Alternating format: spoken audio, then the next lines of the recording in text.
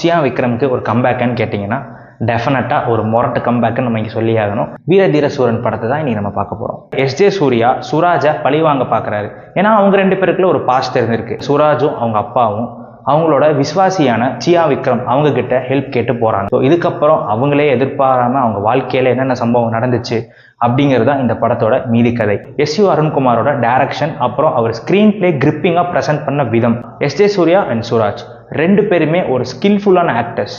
ஆனால் இவங்க 2 பேரோட பெர்ஃபார்மன்ஸையும் ஓவர் ஷேடோ பண்ணுற மாதிரி நம்ம சியா விக்ரமோட பெர்ஃபார்மன்ஸ் இருந்துச்சு. அவருக்கு ஹேட்ஸ் ஆஃப். சினிமோட்டோகிராஃபி சொல்லணும்னா என்னதான் ஆக்ஷன் சீன், சிங்கிள் ஷாட் சீன்லாம் இருந்தாலுமே இந்த படத்தில் நிறையா ஸ்டாட்டிக்கான ஃப்ரேம்ஸ், ஒரு வைட் ஆங்கிள் ஃப்ரேம்ஸில் வச்சுருப்பாங்க. Background score by GV.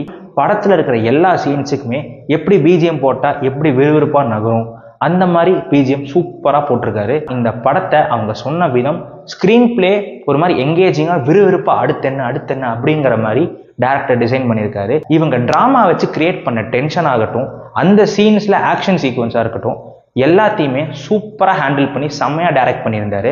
Climax சீனில் ஒரு கூஸ் பம்ஸான ஒரு சீன் இருக்கு. படம் ஸ்டார்டிங்லேயே கான்ஃப்ளிக்ட்ல போயிடுறாங்க. அதுக்கப்புறம் தான் கேரக்டர்ஸ் இன்ட்ரடியூஸ் பண்ணுறாங்க. படத்தோடைய இன்டர்வல் பாயிண்ட் சத்தியமாக நினச்சே பார்க்கல. இந்த மாதிரி ஒரு சீனில் இன்டர்வல் வைப்பாங்க நான் நினச்சே பார்க்கல. என்னடா அது இப்படி வச்சிருக்கீங்க அப்படின்னு இருந்துச்சு. வெறித்தனமான ஒரு படமா? ஆமாம், இந்த படம் ஒரு வெறித்தனமான படம் தான். இந்த படத்துக்கு நம்ம கொடுக்கக்கூடிய ரேட்டிங்